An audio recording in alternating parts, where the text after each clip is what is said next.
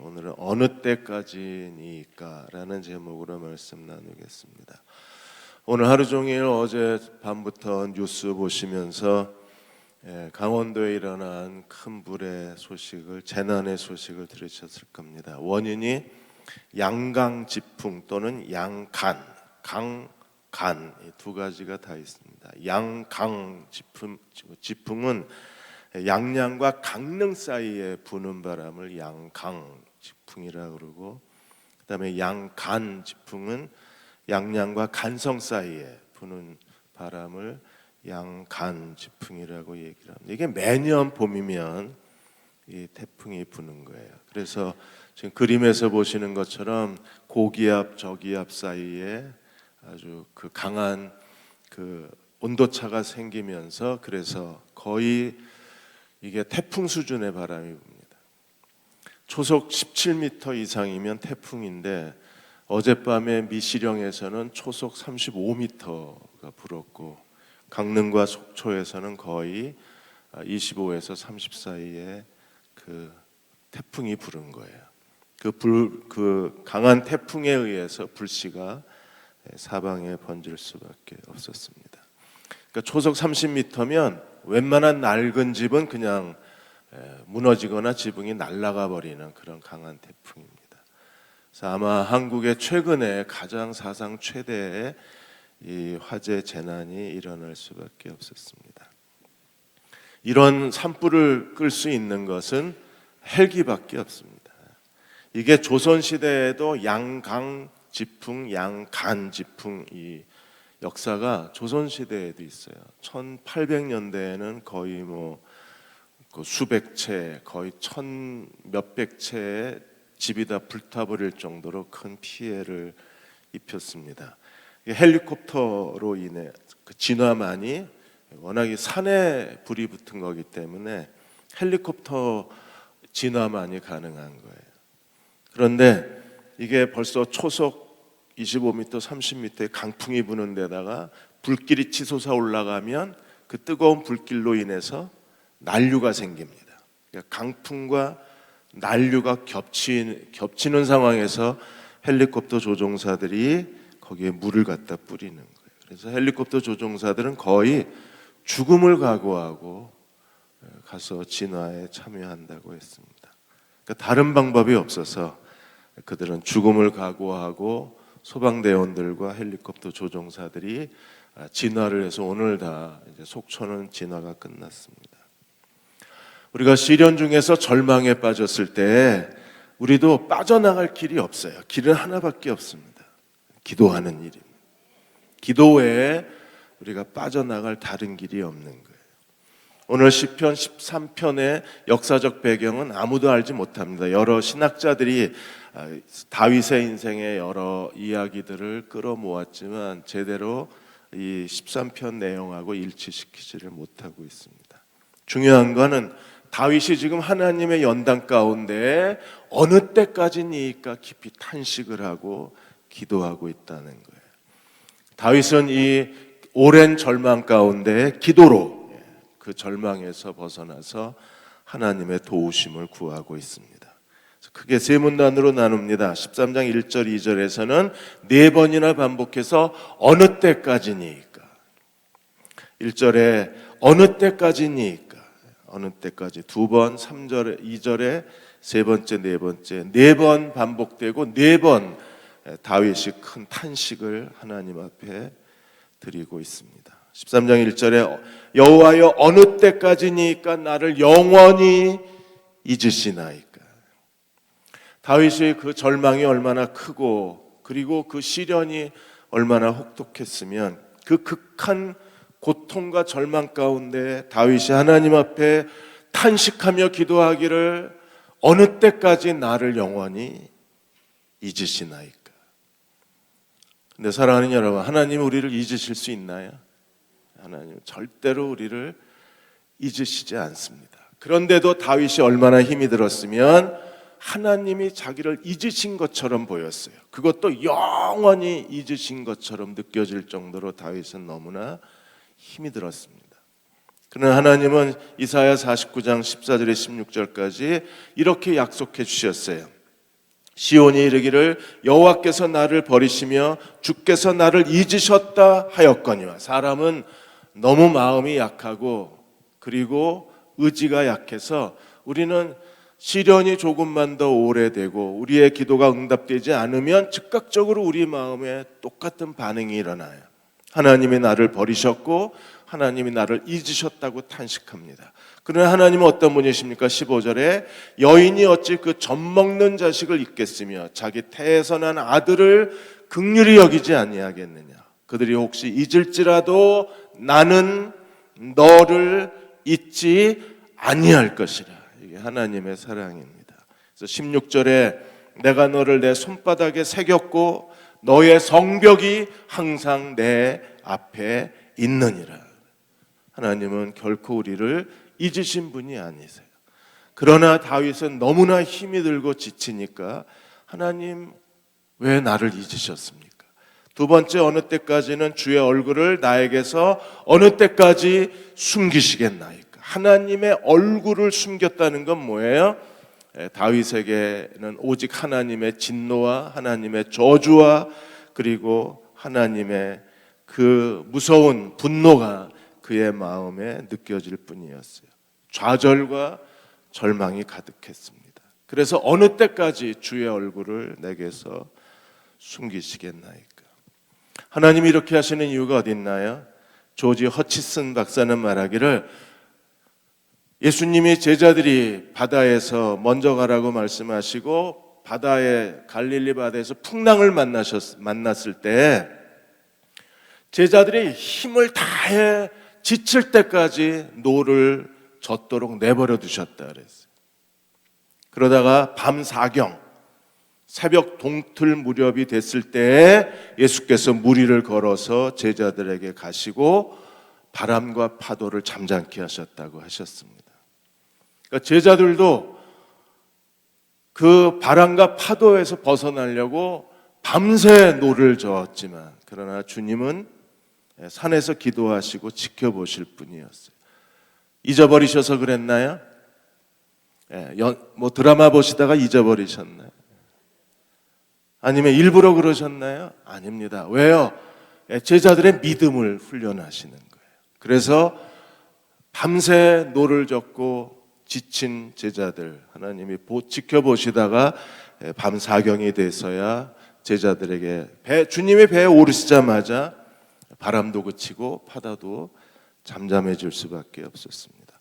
오늘 하나님이 우리의 기도를 듣지 않으시는 것처럼 보이고 그렇게 오래 하나님을 의지했는데 왜 하나님이 응답하지 아니하시는가? 이제 하나님의 때가 되면 주님이 물 위로 걸어오셔서 주님이 배에 오르시는 순간에 모든 파도가 멈추고 그리고 바람이 잠잠해질 것입니다. 지금은 우리가 힘을 다해서 노를 저어야 돼요. 주님이 오실 때까지 멈출 수가 없습니다.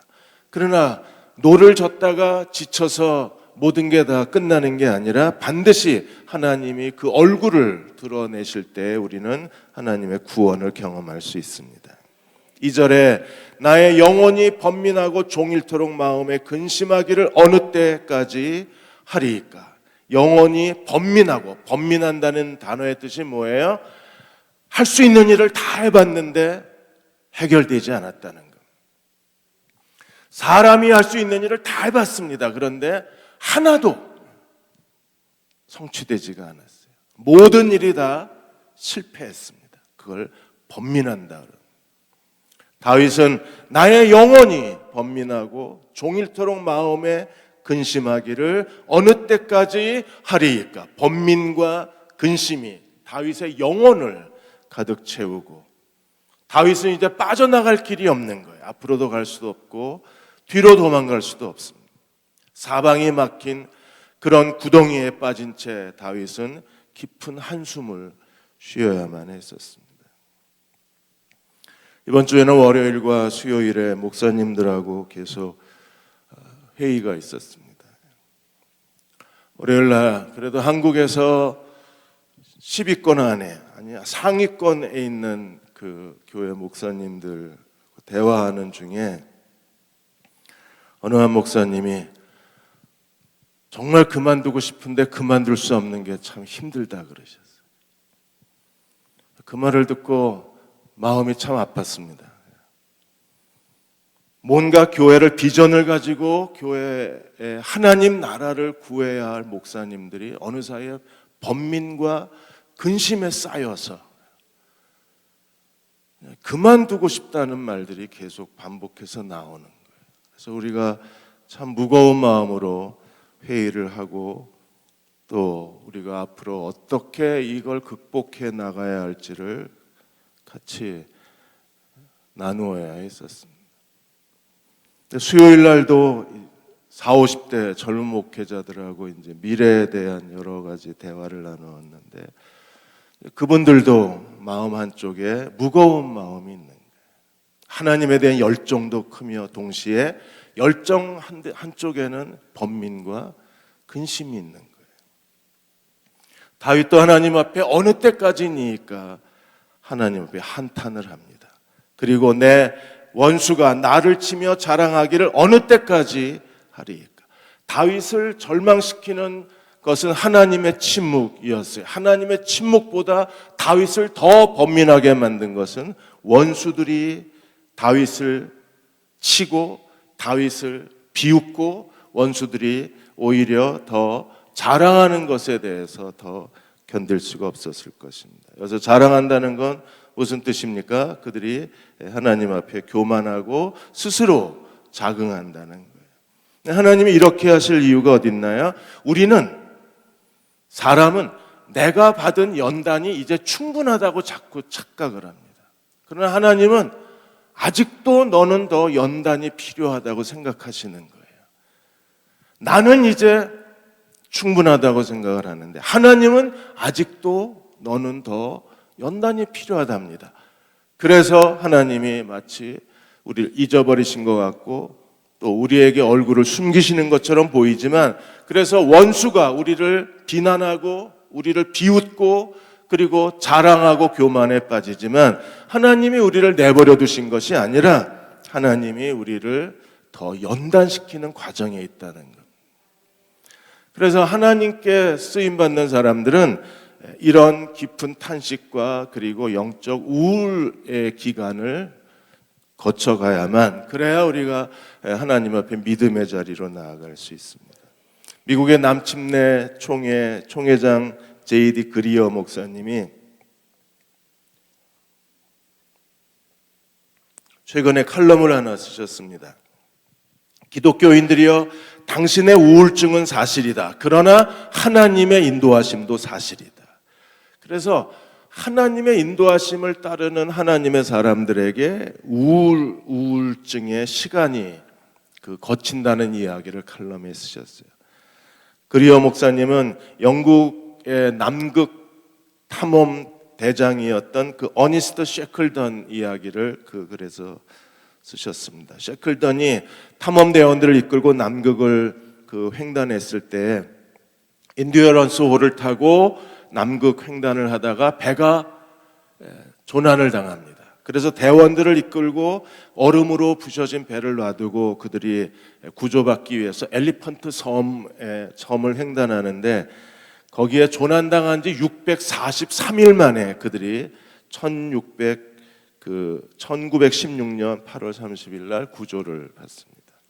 643일 동안 그들은 죽음과 같은 고통과 그 고난의 시간을 견뎌내고 마침내 구조를 받은 거예요. 그때 셰클던이 뭐라 그랬냐면 영하의 날씨보다 배고픔보다 더 무서운 게 있었다. 그건 5월 중순에서 8월 말까지 남극은 해가 뜨지 않습니다. 어둠만큼 우리를 절망하게 한 게 없다 그랬어요. 영하의 날씨보다 배고픔보다 더 우리를 붙들고 우리를 낙담시킨 것은 어둠이었다. 그 어둠이 주는 그 우울한 기분, 그것이 우리를 끝내 괴롭혔다고 했습니다. 예레미야 애가를 읽어보면 예레미야도 마음에 낙심하고 실망해서 그가 하나님 앞에 탄식하고 완전히 엎드려져요. 다윗도 낙담을 하고 예레미야도 하나님 앞에 낙담을 했습니다. 우리는 이 영적 침체 속에서 그 고통 속에서 동행하시는 하나님과 동행하는 법을 배워야 합니다. 잘 아시는 찰스 스펄전 설교의 황제 찰스 스펄전 목사님도 그분이 그 10대 때부터 뛰어난 설교자로 하나님께 쓰임을 받았는데 나중에 그 역사학자들이 찰스 스펄전이 결국 그 사역을 중단한 가장 큰 이유는 아내, 너무나 오랫동안 아픈 아내 때문이기도 하지만 무엇보다도 우울증을 견뎌내지 못했을 것으로 추정하기도 해요. 마틴 루터가 종교개혁을 일으켰을 때 그는 아주 깊은 영적 침체에 빠져 일주일 내내 그는 자기는 지옥에 있었다 그랬어요. 너무나 깊은 영적 우울감에 빠져서 그 아내가 혹시 루터가 자살할까 봐 집안의 모든 칼을 다 감춰버렸습니다. 그런 죽음보다 더 지독한 과정을 거치고 그걸 이겨내야 우리가 하나님께 쓰임을 받는 거예요. 우리 모든 개인의 삶에 누구에게나 이런 깊은 우울의 시간이 있습니다. 죽음보다 더한 고통의 시간이 있습니다. 하나님이 우리를 버리셔서가 아닙니다. 하나님이 우리를 외면하셔서가 아니에요. 하나님이 우리를 사랑하시기 때문에 우리가 이런 일을 겪습니다. 이런 과정을 지나서 비로소 하나님은 우리에게 그분의 뜻을 이루어 주실 수 있는 거예요. 그럼 우리는 어떻게 해야 되나요? 3절과 4절에 두 가지 두려움을 경계해야 합니다. 하나님이 우리를 외면하신 것처럼 느껴졌을 때 왜 하나님 우리의 기도를 듣지 아니하십니까? 언제까지니까? 깊은 탄식이 나왔을 때 두 가지 두려움을 조심해야 합니다. 그 첫째가 3절에 보시면 여호와 내 하나님이여 나를 생각하사 응답해 주시옵소서. 뭘 응답해 주시기를 원했어요? 나의 눈을 밝혀주옵소서. 영적 침체, 낙심, 그리고 어둡고 긴 터널, 기도해도 하나님이 듣지 않으시는 것처럼 어떤 것도 변하지 않고 무거운 짐이 그대로 남아있는 것처럼 느껴졌을 때 우리에게 제일 위험한 게 뭐예요? 눈이 감기는 겁니다.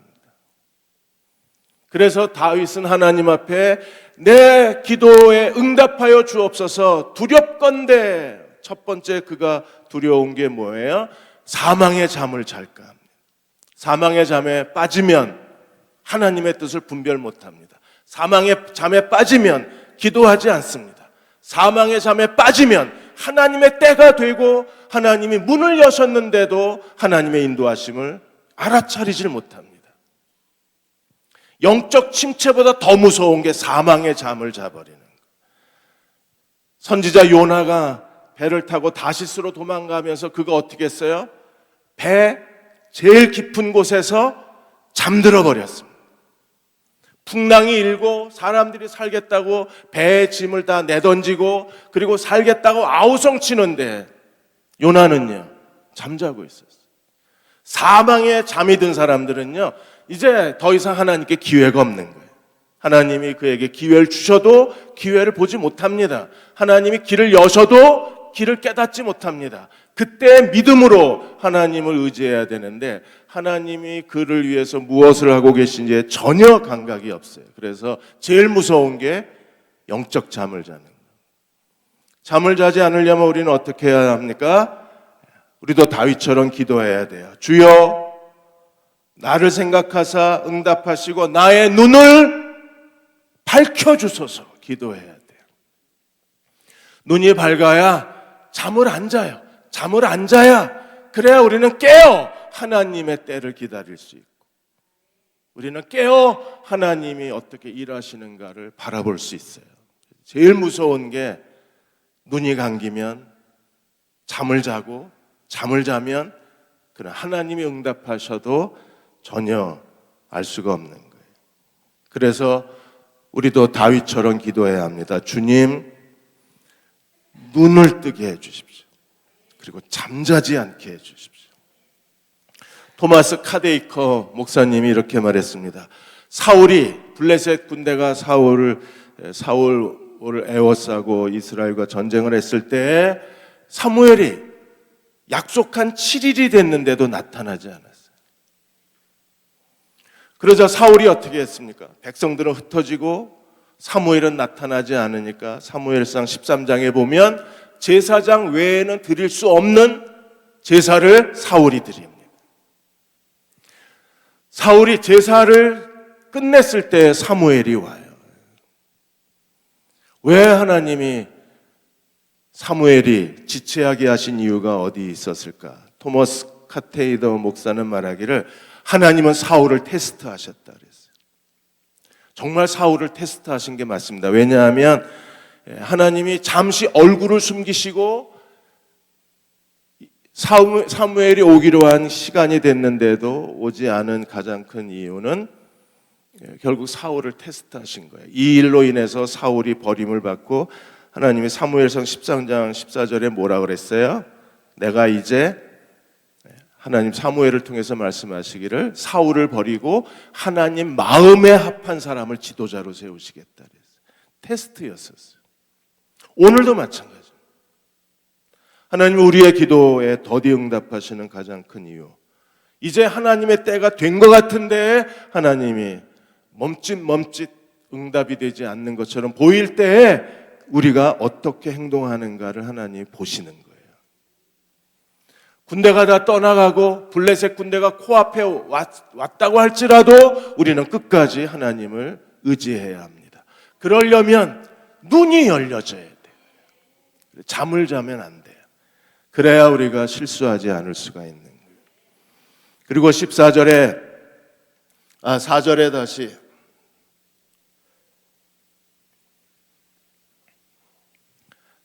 두 번째 두려움에 대해서 다윗이 기도합니다. 4절에 두 번째 두려움이 뭐예요? 나의 원수가 이르기를 내가 그를 이겼다 할까 하오며 내가 흔들릴 때 나의 대적들이 기뻐할까 하나이다. 3절에서는 내 영혼이 잠을 잘까, 눈이 감기고 잠을 잘까 두려워했는데 4절에서는 내 원수가, 3절에서는 내 영혼이, 4절에서는 내 원수와 내 대적이, 내가 눈이 감겨지고 사망의 잠을 자면 누가 기뻐하겠어요? 원수들이 기뻐하죠. 원수들이 어떻게 해요? 그를 이겼다 할까 하오며 그리고 내가 흔들릴 때 대적들이 기뻐할까. 원수들이 승리의 깃발을 꽂는 거예요. 원수들이 우리를 이겼다고 환호성을 지르는 겁니다. 원수들이 그런 패배한 나로 인하여 기뻐하는 거예요. 우리가 언제 패배합니까? 눈이 감기고 영적 잠에 빠지면 우리는 패배자가 되는. 그래서 우리는 하나님 앞에 계속 내 눈을 열어주셔서 기도해야 돼요. 눈을 떠서 뭐 합니까? 눈을 뜨고 할 일이 뭐예요? 파란 봄 하늘을 쳐다보나요? 눈을 크게 뜨고 해야 될 일이 뭐예요? 주님만 바라보나이다. 주님을 눈이 짓무를 때까지 주님을 바라보는 거예요.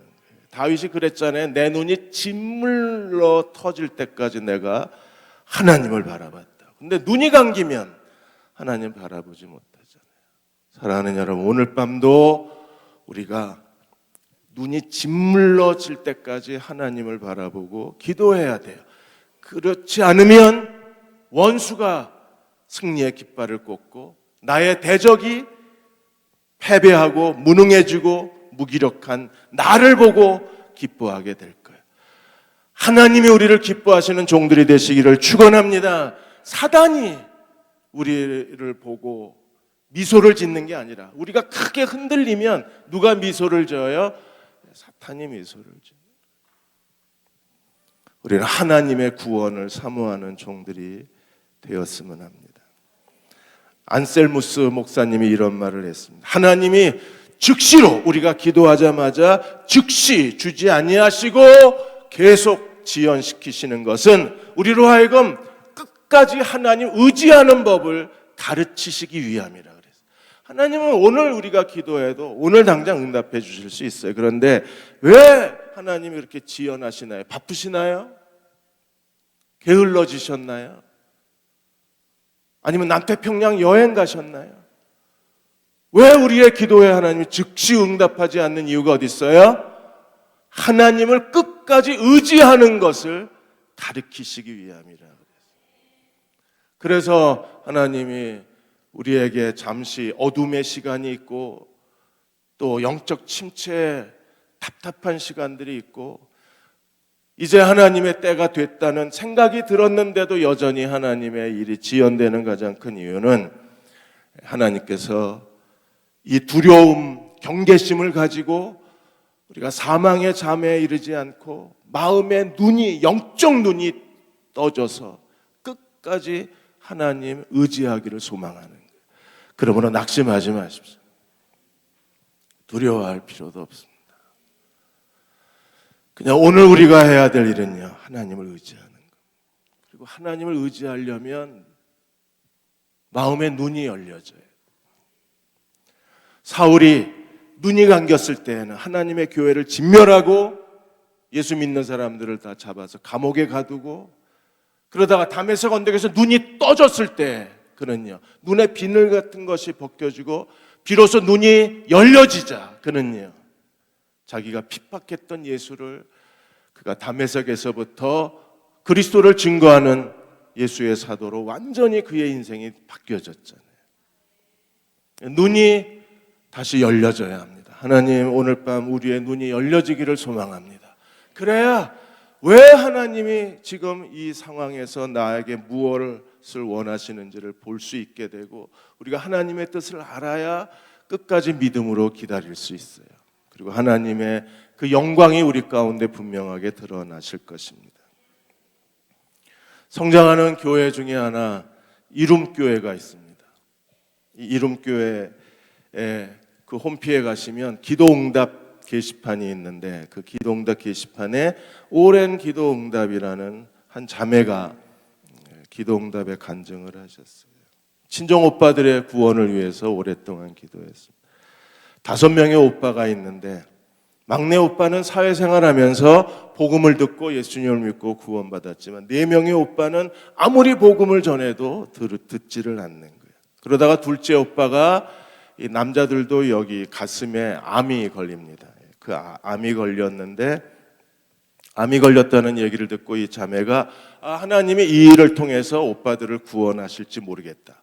그래서 이 고통을 통해서 이 아픔을 통해서 오빠들의 영혼을 구원해 달라고 하나님 앞에 기도하기 시작했어요. 이게 눈이 열린 사람이 이 기도를 할 수 있는 거예요. 눈이 닫힌 사람은요, 사망의 잠을 자는 사람은 왜 영혼 구원하게 해달라 했더니 왜 암 걸리게 하냐고 불평이 날 텐데 이 자매는 눈이 열리고 그리고 깨어있는 사람이에요. 그래서 하나님이 이 일을 통해서 오빠들을 구원하시겠다는 확신을 갖고 이제 기도하기 시작했는데 굉장히 암이 빠르게 전이가 돼서 어느 사이에 간까지 전이가 돼버린 거예요. 그리고 이제 병원에서 앞으로 2달밖에 살지 못한다는 최후 통첩을 받게 됩니다. 그제서야 둘째 오빠가 복음을 들어요. 이제 2달밖에 못 산다 그러니까 그 전까지는 완강하게 그리스도를 거절했던 이 오빠가 이제 의사가 2달밖에 못 산다는 최후 선고를 하니까 그제서야 마음을 열었어요.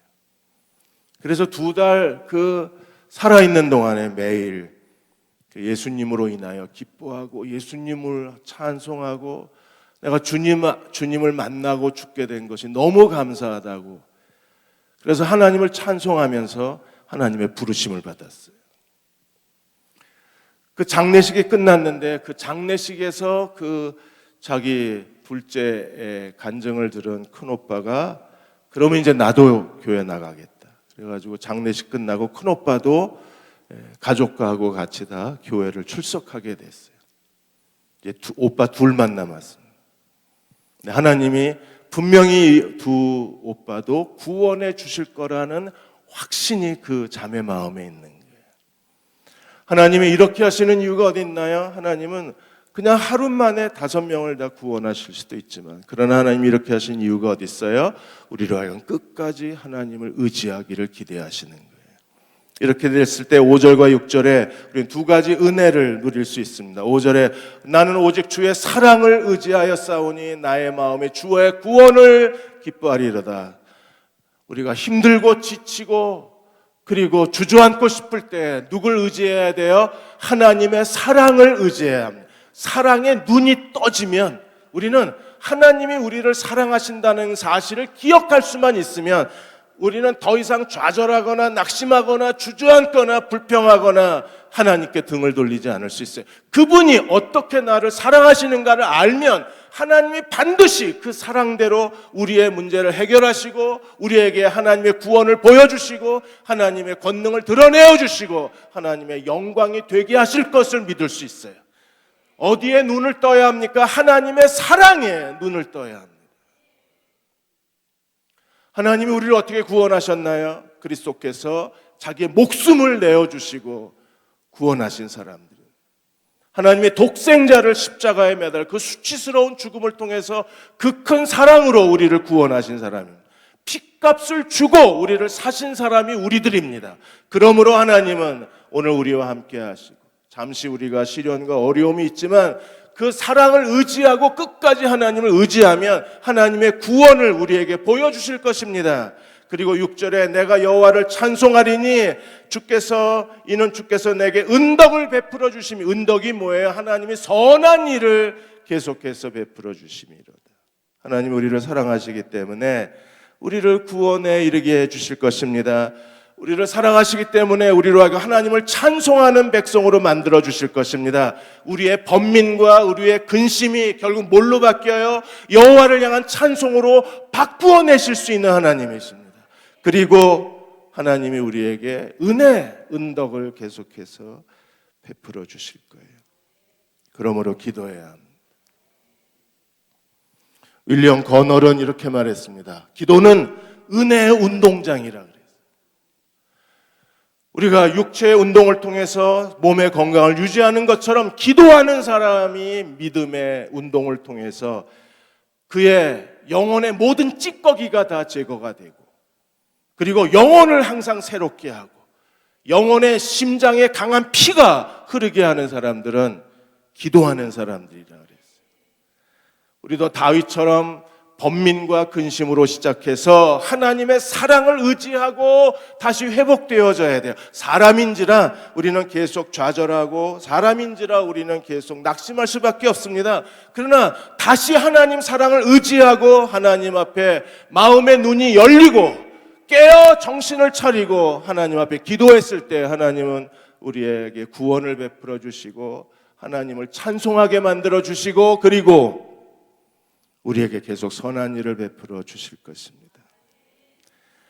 데이비 월커슨 목사님이, 그분이 아사 왕, 구약의 아사와 우시아 왕 이야기를 했어요. 아사가 수백만의 구스 군대가 유다를 에워쌌을 때 그가 어떻게 이 수십만의 구스 군대와 싸워서 승리할 수 있었나요? 그러니까 역대하 4장 11절에 보시면 아사가 하나님 앞에 기도했습니다. 그가 여호와 하나님 앞에 부르짖어 이르되 여호와의 힘이 강한 자와 약한 자 사이에는 누구밖에 없어요? 하나님밖에 도와줄 사람이 없습니다. 하나님이여 우리를 도와주소서. 그가 기도했을 때 하나님이 어떻게 하셨어요? 여호와께서 구스와 그 온 군대가 이스라엘 앞에서 패배하게 하셔서 승리를 주신 분이 하나님이십니다. 그가 아사가 돌아왔을 때 선지자가 찾아와서 이렇게 얘기했습니다. 그 15장 2절에 보시면 너희가 여호와와 함께하면 여호와가 너와 함께 하실 것이라. 너희가 하나님을 찾으면 너희가 하나님을 만난 바 되리라. 누가 먼저 찾아야 돼요? 우리가 하나님을 찾으면 하나님이 어떻게 하십니까? 내가 너희를 만나주리라. 그러나 내가 하나님을 버리면 나도 너희를 버리겠다 그랬어요. 하나님을 찾는 사람들은 어떤 사람들입니까? 기도하는 사람. 그래서 계속 기도하기를 하나님이 원하시는 거예요.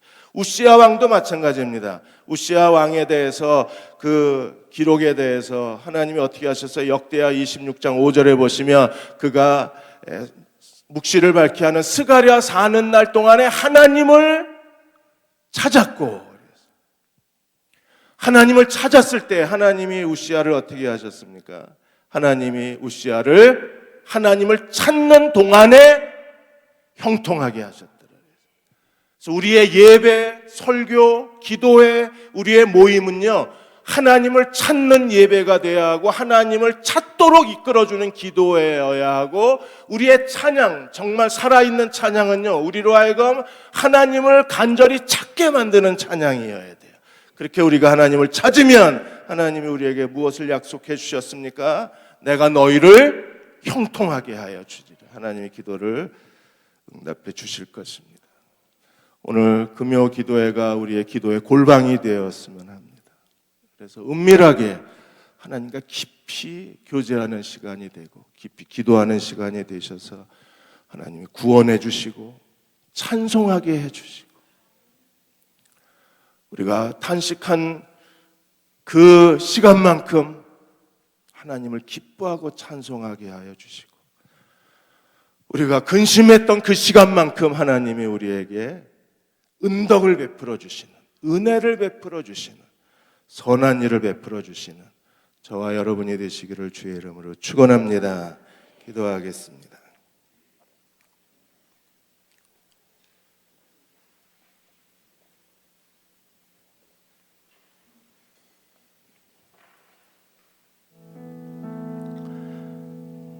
아버지 하나님, 이제 찬양하고 기도할 때 눈을 뜨게 해 주옵소서. 나의 눈을 밝히소서. 지금 하나님이 내 주위에서 어떤 일을 하시는지 우리가 알고 깨닫고 순종하기 원합니다. 나의 눈을 밝혀 주옵소서. 사망의 잠을 자지 않게 하여 주시고 하나님의 사랑만 의지하게 하여 주옵소서. 그 사랑을 의지하고 기도하는 이 밤이 되게 해 주시고 응답하시는 이 밤이 되게 해 주옵소서. 예수님의 이름으로 간절히 기도하옵나이다. 아멘.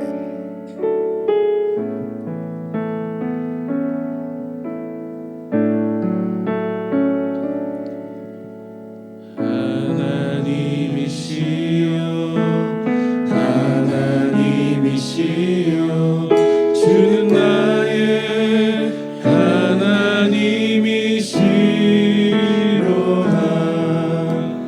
나의 몸과 마음 주를 닮아가며 이제 내가 주께 고백하는 말,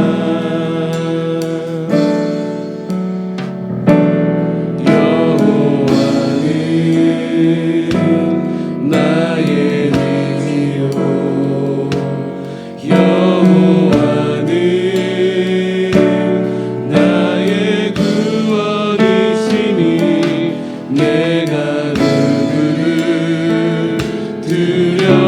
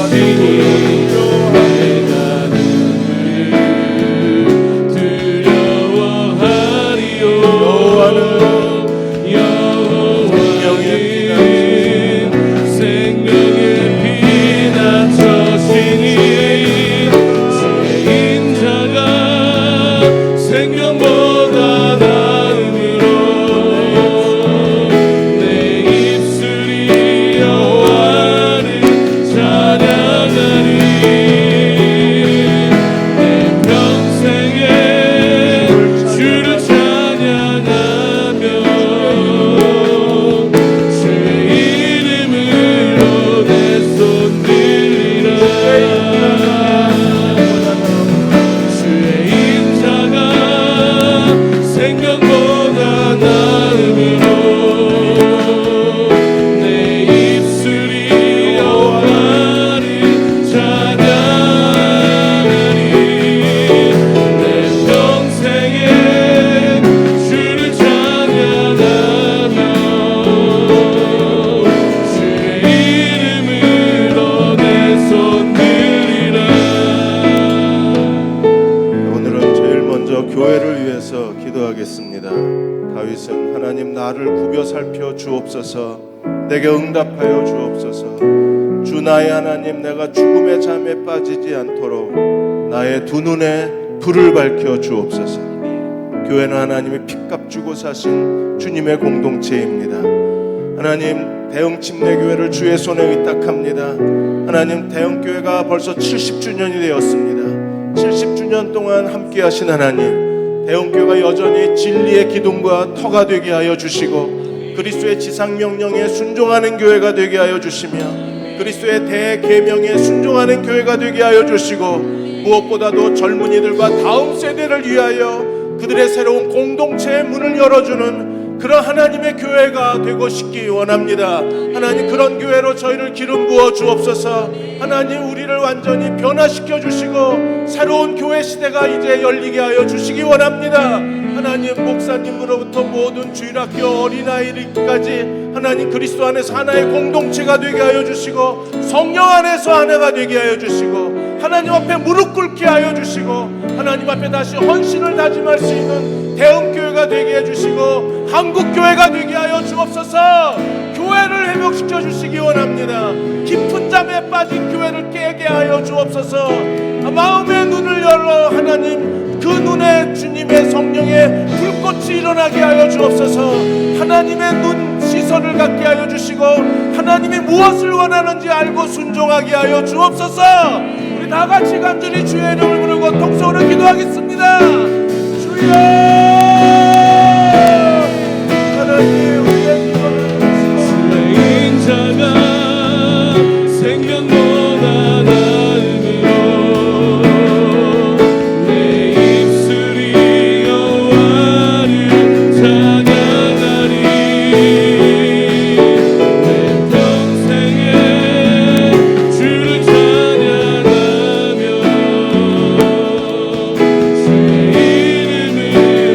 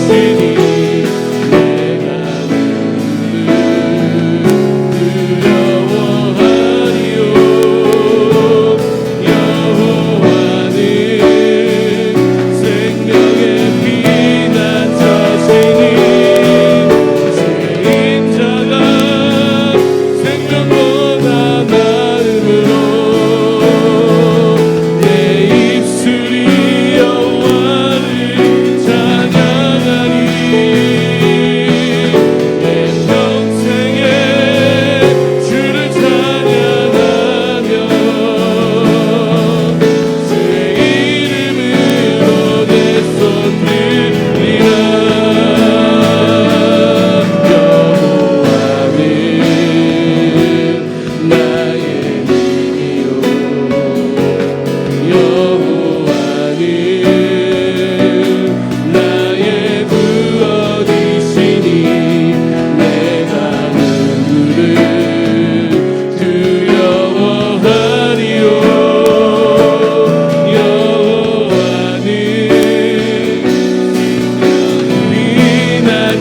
피난처시니 주의 인자가 생명보다 나음으로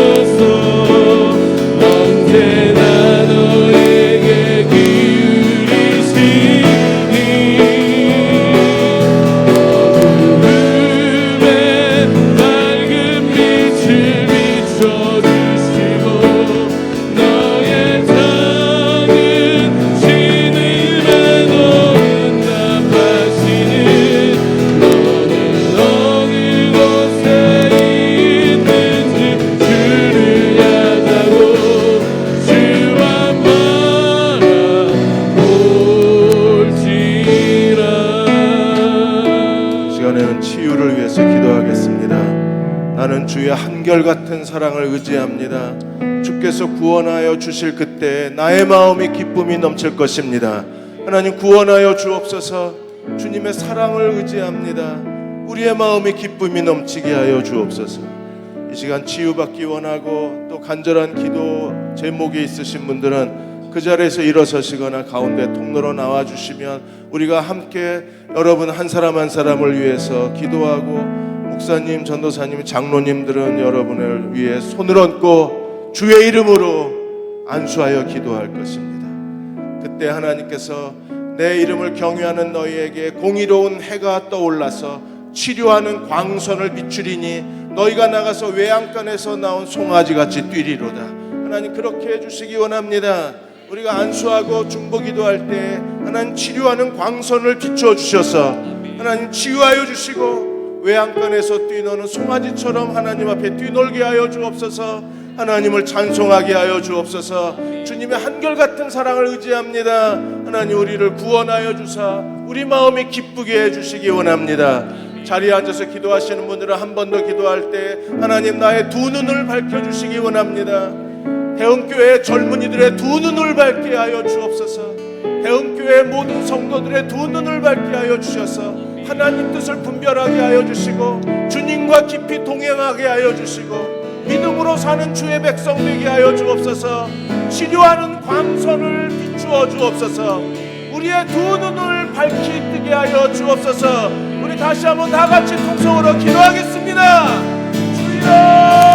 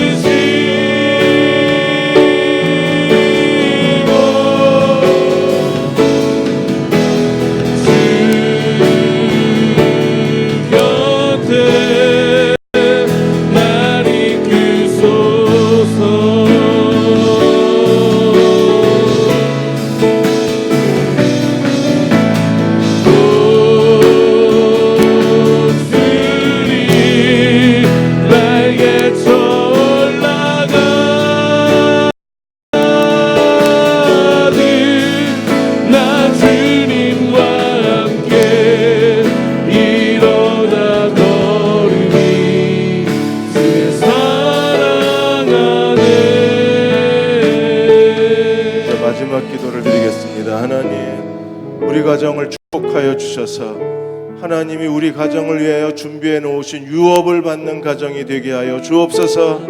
주께서 내게 은혜를 베풀어 주셨으므로 내가 주께 찬송을 드리겠나이다. 하나님, 우리에게 은혜를 베풀어 주시되 하나님의 유업을 상속하는 저희 가정으로 주 앞에 세워 주옵소서. 여호와께서 내게 이르시되 너와 내 온 집은 방주로 들어가라고 말씀하셨습니다.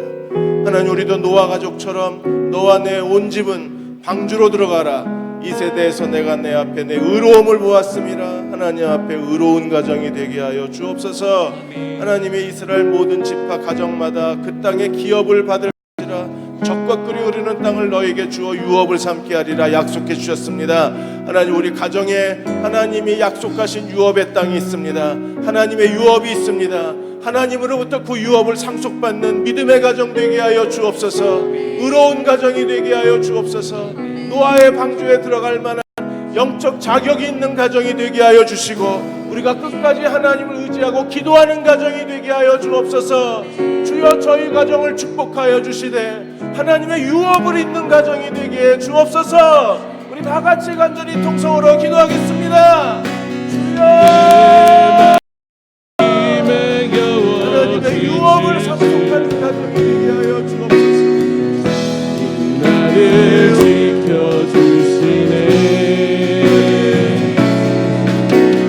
세상의 험한 풍파 몰아칠 때도 주님 나를 지켜주시네. 주님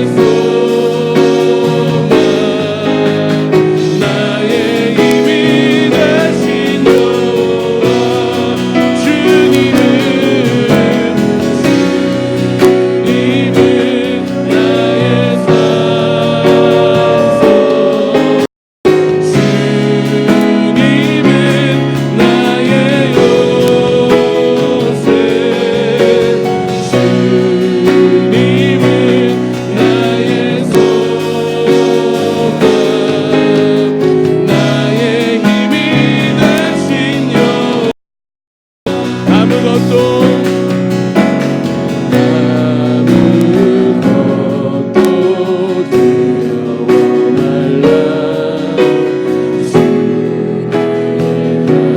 주님이 지켜주시네. 놀라 겁내지 마. 주님 나를 지켜주시네. 아무것도 두려워 말라. 아무것도 두려워 말라. 주님이 지켜주시네. 놀라지 말라. 겁내지 마라. 주님 나를 지켜주시네. 내 맘에 힘에 겨워 내 맘이 힘에 겨워 지칠지라도 주님 나를 지켜주시네. 세상의 험한 풍파 몰아칠 때도 주님 나를 지켜주시네.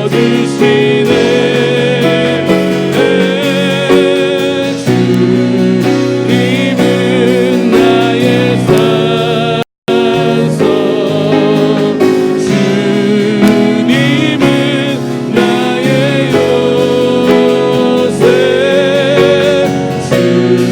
주님은 나의 소망, 나의 힘이 신여. 함께 고백합니다. 내 맘이 힘에 겨워